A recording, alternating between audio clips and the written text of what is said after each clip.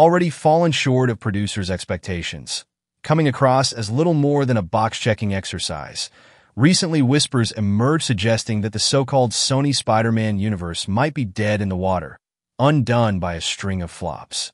The ambitious plan to craft a franchise around only a rogues gallery, without Spidey himself, has proven to be shaky. Or maybe the real culprit lies in the quality of these movies themselves.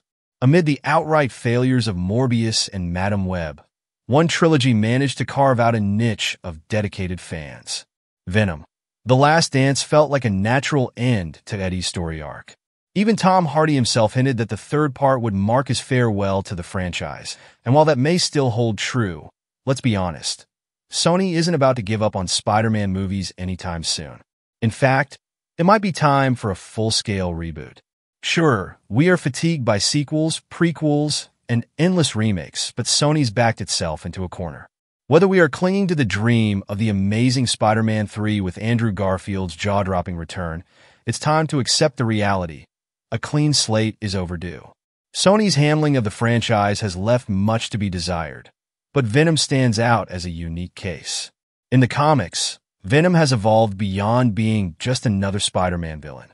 He's a fully fleshed-out character, grappling with philosophical dilemmas and moral ambiguity. The producers clearly understand his standalone value as a lucrative brand, raking in profits through merch and collectibles. But Tom Hardy isn't likely to get a fourth movie. At best, we might see him pop up in something like Secret Wars, and even that's uncertain. What seems inevitable is a Sony reboot of the Spider-Man universe, and this time, it needs to be done right. Rumors are already circulating that the studio has been toying with the idea of an R-rated Venom movie incorporating elements of body horror. While it's a risky move for a studio, the prospect of a fresh start feels more plausible with every misstep. The key to success is Spider-Man. Sony needs its own Spidey. Amy Pascal once hinted at plans to introduce Miles Morales in live action and pit him against the Sinister Six, a concept that now seems abandoned. But Sony, please just give us a new Spider-Man. Whether it's Peter or Miles, audiences won't question the logic.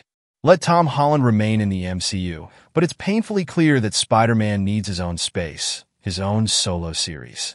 With countless villains and story arcs to explore, there's no need for yet another origin story.